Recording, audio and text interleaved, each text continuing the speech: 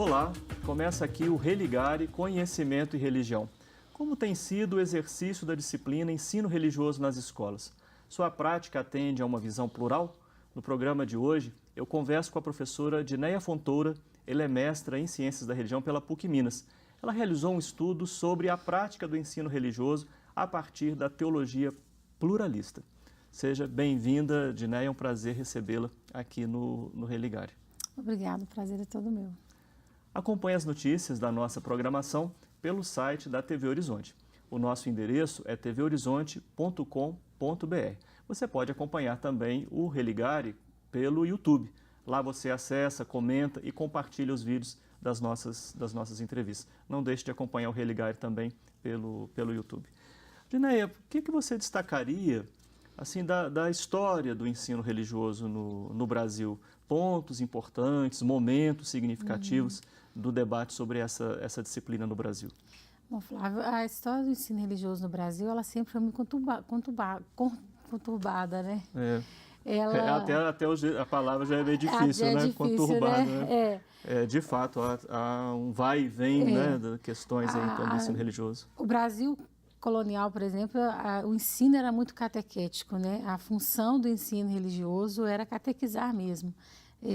Durante muito tempo, o ensino esteve a serviço da Igreja Católica.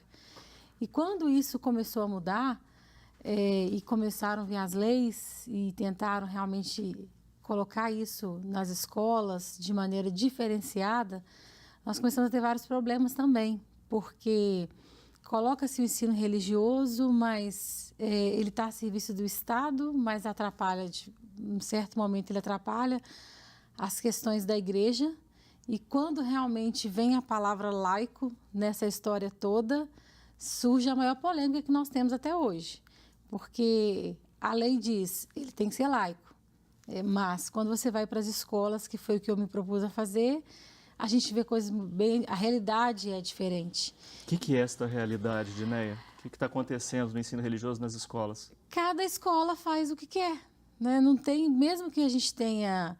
Tem escolas, por exemplo, professores que não sabem nem o que é um PCN de ensino religioso, que existe o FONAPE, que existe o PCN para o ensino religioso, que existe o PCN, a lei... o que seria? Vamos dizer para o telespectador que não conhece essa nossa linguagem, essa dinâmica do ensino. Cada disciplina das escolas tem um parâmetro curricular nacional. Que é, então, o PCN. E que é o PCN. O ensino religioso... na verdade, nós temos um Fórum Nacional Permanente de Ensino Religioso. Que é então o FONAPER, que você acabou de falar. Ele é composto por várias pessoas, de várias religiões inclusive, e eles criaram um PCN, Parâmetro Curricular Nacional, para o ensino religioso, para ter uma ideia de onde caminhar, para onde caminhar, começar. O que você está dizendo é que há professores de ensino religioso que não faz nem ideia que existe Nem ideia que existe. Alguns professores às vezes me procuram, né, como no meu trabalho, por exemplo, eu peguei o cargo de ensino religioso, o que eu dou? Eu pergunto, o que está no projeto político da escola? O que a escola propõe? A partir da lei, do artigo 33, que diz que o ensino religioso ele deve estar presente nas escolas, mas ele não pode ser proselitista, ou seja, eu não tenho que defender uma religião. E quando você chega lá, não é isso que você percebe. Não é isso que eu fiquei assim, surpresa com algumas coisas que eu vi. As pessoas acabam fazendo o quê, então? Ensinando uma religião específica? Sim, eu vi de tudo, né? Uma escola, por exemplo, que eu fui, a professora ela quer realmente converter os alunos de qualquer jeito. Então, para ela, prática religiosa. A sua prática religiosa. Porque realmente é uma escola muito violenta, numa realidade muito violenta, muito complicada. Então, ela acredita mesmo que a partir dessa questão religiosa, ela vai ajudar os alunos. Então, a aula é o ensino, é uma catequese mesmo, mas não é a prática da escola como um todo. Tanto que, assim, ao conversar e perceber a prática da direção, de alguns professores, eles tentam fazer uma coisa mais plural, mas a professora não aceita. O próprio material didático que ela utiliza é todo assim, todo... Numa linha confessional. Toda confessional, e é uma escola pública estadual. ela não se dá conta, não estamos aqui julgando a colega professora, né? Mas, como você dizia, não se dá conta de que existe uma legislação, existe uma orientação pelo ensino religioso não confessional? Assim, Ou é um bater de ombros para essa legislação? eu acho Assim, que é não me mais um importa, bater não? de ombros, porque ela tem uma boa formação, inclusive pedagogia com ênfase em ensino religioso, né? Que é um curso oferecido pela PUC Minas que forma Exatamente, na ela formou, perspectiva exatamente, não confessional. ela tem essa formação e eu fiquei até assim, surpresa por isso, pela formação dela e pela prática que é outra. Bom, você disse que você viu de tudo. O que mais você viu sobre o ensino religioso? Então, eu vi professores, por exemplo, que trabalham de tudo, menos essa questão de valores que o ensino religioso pode agregar na formação do cidadão. Então, realmente, tem uma professora, por exemplo, que ela trabalha com material próprio. O material dela é até interessante, mas ela não se preocupa exatamente com isso. Se tem uma lei, se tem um parâmetro, se tem alguma coisa, o que realmente poderia agregar para esses alunos, diante, inclusive, da realidade das escolas. Todas as escolas que eu fui, a realidade é muito parecida. E você encontrou, quem sabe, né, alguém trabalhando segundo as orientações? Eu encontrei uma professora que ela mescla um pouquinho. Ela, inclusive, ela também... Interessante que não foi...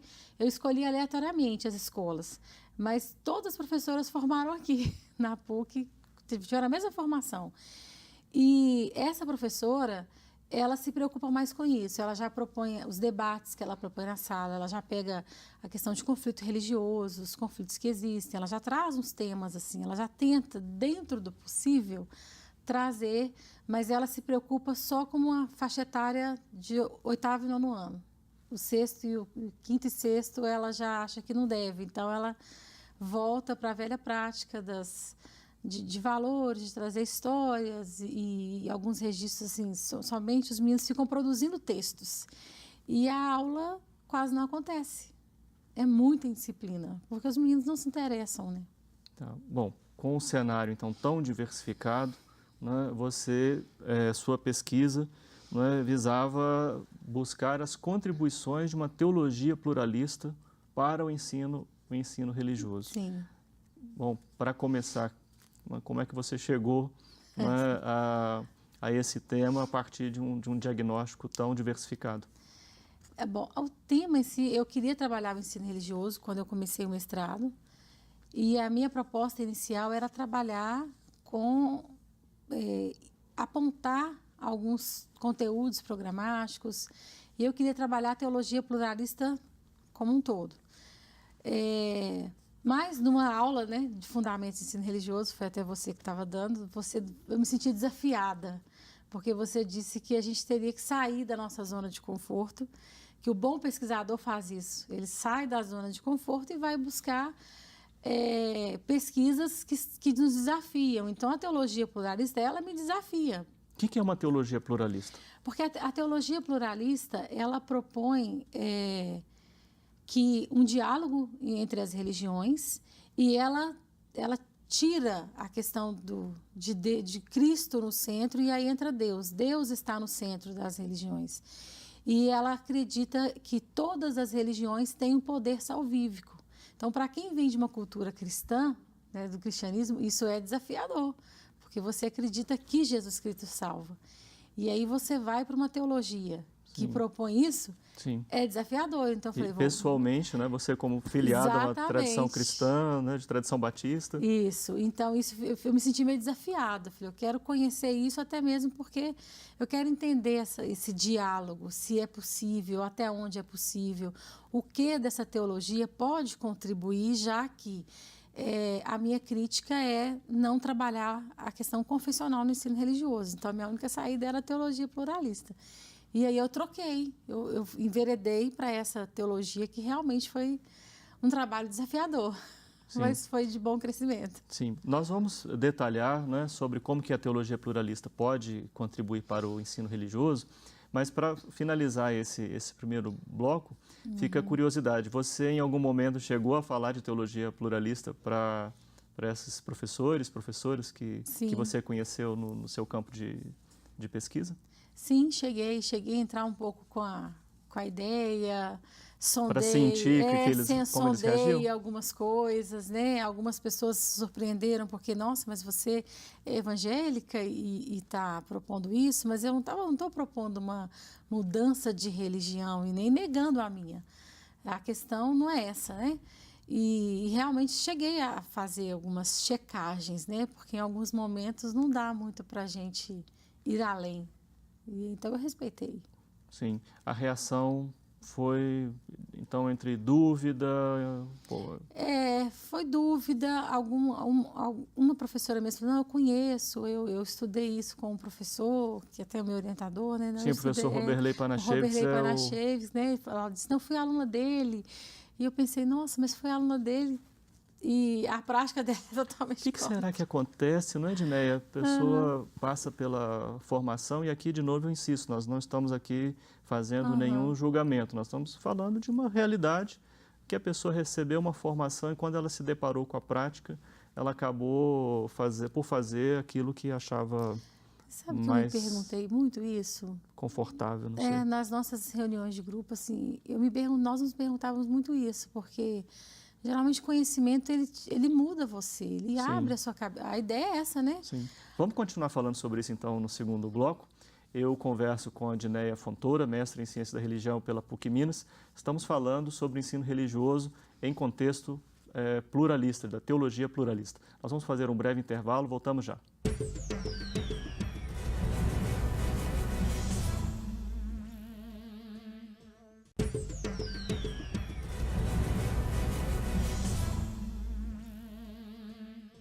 Estamos de volta com o Religare, Conhecimento e Religião.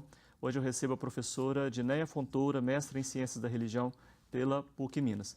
Na conversa de hoje, Edneia, nós estamos falando sobre ensino religioso numa perspectiva pluralista. Sim. Quando você fala em teologia pluralista, como você começou a explicar no primeiro bloco, você está falando numa das perspectivas para o diálogo interreligioso. Sim. E há outras, além da perspectiva pluralista, há também a perspectiva exclusivista, a perspectiva inclusivista e essa, então, pluralista. Você poderia explicar cada uma delas, né, para a gente ter o contexto, né, geral desse debate? Então, por exemplo, o que seria um debate teológico em chave exclusivista, né, por exemplo? A teologia exclusivista, ela firma-se apenas num axioma que fora da igreja não há salvação.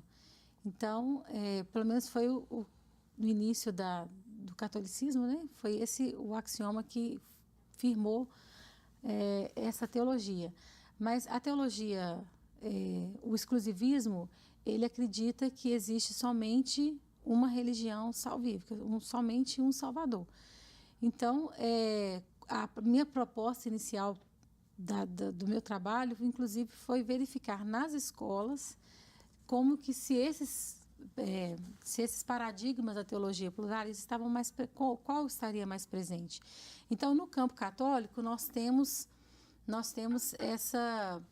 esse axioma, fora da igreja não há salvação. Então, foi o que mais vigorou até o século XX no cristianismo, foi esse. No protestantismo, ele foi firmado só a graça, só a fé, estão fora disso, só em Jesus está a salvação. Então, ela não aceita que há salvação em outras religiões em hipótese alguma. Sim. O que seria a perspectiva inclusivista, que é essa, então? O inclusivismo, ele já abre, ele dá um salto, né? Um salto um pouquinho maior.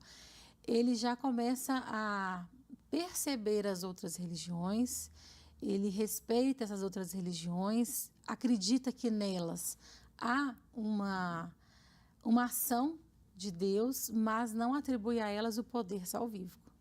Então, a gente tem algumas teorias nelas, então eles acreditam que, os teólogos desse paradigma acreditam que nós temos, Deus pode agir lá, as pessoas podem encontrar um caminho, um meio de salvação, mas não a salvação em si, ser salvos por dessa perspectiva. Eles têm que encontrar o caminho sempre em Jesus Cristo. Sim, sim. Então é como se tivesse um Jesus oculto nas religiões, um Cristo Isso, oculto nas religiões. Eu me lembro quando estudei isso. Karl Rahner vai falar sobre cristãos Sim. anônimos, né? Que, de certa forma, aquelas pessoas que vivem os valores do Evangelho sem estar nele, sem ser batizado, que era a grande questão da igreja na época, né? Que tinha que estar batizado para estar dentro. Então, são essas pessoas que vivem esses valores sem estar lá. Então, de certa forma, elas encontram Deus. Como é que é isso no segmento evangélico? Nós poderíamos falar de um inclusivismo também em algumas igrejas evangélicas? Você chegou também a ver isso? Não pesquisei ainda não, porque a igreja evangélica também, ela segue mais ou menos a linha do Karl Barth também, que é a do só a graça, só a fé, né? Só pela salvação, só pela graça. E aí, o único caminho é Jesus Cristo. Então tem o perfil exclusivista seria mais evidente aí. Isso. Sim. E no inclusivismo a gente tem a teoria do acabamento, inclusive, que é o arremate, né? Que alguns autores trabalham. Que eu posso achar, eu tenho outras figuras, mas o acabamento, o arremate é feito em Jesus Cristo. Então a figura de Jesus, nesse caso, ela é central. Sim, sim. E a perspectiva pluralista, então, só para a gente fechar isso e rememorar, né? A perspectiva pluralista, ela já entende que não, que as religiões não giram em torno do cristianismo ou de Jesus Cristo, que as religiões, elas giram em torno de Deus. E que Deus se manifesta de várias formas, ele tem várias maneiras de se manifestar em todas as religiões, e inclusive com o poder salvífico nessas religiões. Sim. Em cada um ele vai salvar, vai ter uma figura, não necessariamente uma figura salvadora, mas outras formas, outros meios, outros caminhos de salvação. Sim. Quando você aproxima, então, ensino religioso e teologia pluralista, você estava pensando em, se não tem uma perspectiva confessional, o ensino religioso, a teologia pluralista pode ser um paradigma, um caminho? Pode ser um caminho, porque já que ela propõe, o meu grande foco foi, já que ela propõe um diálogo interreligioso, talvez esse diálogo poderia, e até onde esse diálogo poderia ajudar. E, à medida que a pesquisa foi se desenvolvendo, eu fui percebendo que, dentro da teologia pluralista, o foco que ela trabalha, a revelação divina, o diálogo interreligioso, a salvação enquanto libertação, essas perspectivas que ela traz, não fere a fé de ninguém, né? Porque quando eu parto para um diálogo, eu só posso ir para um diálogo se eu estou firme naquilo que eu creio. Isso tem que ficar claro. Muita gente tem medo de dialogar com o diferente por isso. E o próprio Claudio Gieffre fala isso, né? Se eu não estou firme naquilo que eu creio, eu não posso partir para dialogar com o outro, porque eu vou me perder. Então, sim, isso aí já é um grande passo para entender que eu posso dialogar e não abrir mão da minha fé, daquilo que eu creio. E dentro disso, a teologia pluralista, ela vai trazer nessas perspectivas da salvação, da revelação divina. O que ela traz, eu posso levar isso para o ensino religioso de uma maneira respeitosa, vendo o ser humano. Sim. Que esse ser humano precisa de um crescimento, de um acolhimento, e é tudo isso que é proposto ali. Sim. Você começou falando no programa de hoje sobre o seu diagnóstico, né? Você visitou 3 escolas, você encontrou um cenário bastante diversificado, você diz, eu vi de tudo, né? Pessoas com formação adequada para a atuação no ensino religioso em perspectiva não confessional, mas você não encontrou nessa diversidade muita clareza, pelo que você disse. Que desafios você vislumbra para o ensino religioso hoje, principalmente o ensino religioso em escolas públicas, no horizonte, né, de uma disciplina de oferta obrigatória, embora seja de matrícula facultativa, com perfil profissional formado em ciências da religião, numa perspectiva pluralista, como você tem investigado? Que desafios você vislumbra? O que precisamos enfrentar hoje, né? Eu acho que a primeira coisa que nós precisamos enfrentar é o preconceito. né? É o preconceito e a questão e o conhecimento. Muitos professores estão no ensino religioso e não conhecem exatamente o que é a proposta do ensino religioso. Então, eu acho que precisa ficar claro hoje por que essa disciplina está na escola. E isso, inclusive, é um desafio, uma pergunta que está aí. Alguns querem tirar, outros querem deixar. Aliás, em torno dessa mesma pergunta, tem gente que acha que deve sair ou outros que deve ficar. Né? Que deve ficar. Então, se ela está lá e ela propõe trabalhar a formação do cidadão, as pessoas que estão trabalhando com essa disciplina, elas precisam ter... O grande desafio delas é entender a proposta da disciplina em si. Porque tem muitos professores que vão para o ensino religioso porque sobrou carga horária. Ele precisa completar a grade, então ele pega... Em alguns lugares, não tem a questão da formação em si. Não precisa ter formado em pedagogia com ênfase ou em ciência da religião. Então, a gente vê de tudo nesse porque tem aquela figura do licenciado, né? Que pode fazer 500 horas de formação na área e assumir a disciplina. Então, os professores, eles vão sem essa consciência. E acaba que muitos entendem que é só trabalhar valor, a questão ética. Não é só isso. Isso a gente trabalha, acho que os temas transversais você trabalha em todas as disciplinas. E o ensino religioso, dentro do cenário que eu percebo hoje, principalmente nas escolas estaduais de Minas e as escolas que eu fui, a gente precisa dar uma atenção especial no sentido de que ela pode, sim, ajudar o cenário em que os nossos adolescentes encontram hoje, que são adolescentes violentos, né? Teve escola que eu fui, praticamente quase todas que eu visitei, que as professoras tinham que falar que eu era da delegacia de ensino, eu era inspetora escolar, para eu conseguir entrar na sala e observar as aulas. Porque não tinha condição de eu entrar, por causa da indisciplina, né? Alunos realmente que às vezes davam medo. E a escola não é ambiente para isso.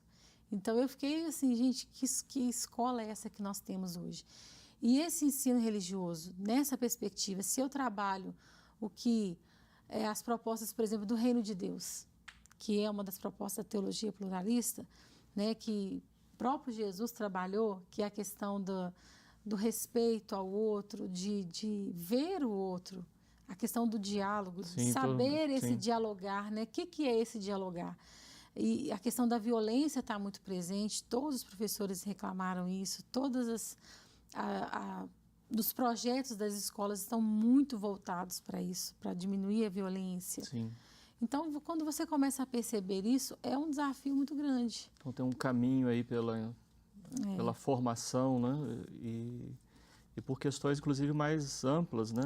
Do cotidiano da escola, nas comunidades que precisam ser trabalhados. Isso, o ensino religioso pode ser parceiro desse trabalho, né? Porque tem uma escola que eu visitei, por exemplo, que a professora ela é mais diversificada, mas a aula dela, de todas as aulas que eu assisti, os alunos gostam, mas ela procura trazer alguns temas que estão ali no dia a dia dos alunos, mas temas que realmente o ensino religioso propõe. Ainda que ela traga a sua maneira, não trazendo a questão da teologia pluralista em si, mas termina a aula, os alunos procuram, eles confiam nessa professora. Sim. Então, pelo menos, eles já olham assim, tem aula de ensino religioso hoje? Que bom. Sim. Porque confiam. Então, eu acho que essa disciplina, ela deveria ficar em todas as escolas, ter esse lugar, onde o aluno consegue ter um professor que ele confia, um ambiente para ele aprender isso, respeito, valores, amor ao próximo, né? Que bom. Dineia, parabéns pelo seu trabalho, obrigado pela sua participação aqui no Religare. Prazer todo meu. O Religare Conhecimento e Religião é um projeto de extensão do Programa de Pós-Graduação em Ciências da Religião da PUC Minas. Você pode conhecer as nossas atividades, os nossos cursos de especialização, de mestrado, de doutorado, através da nossa página na internet. O endereço é pucminas.br/ppgcr. Religare de hoje fica por aqui. Eu agradeço a nossa equipe, agradeço a nossa convidada, agradeço a você pela companhia. Um abraço muito cordial e até a próxima semana com o novo Religare Conhecimento e Religião.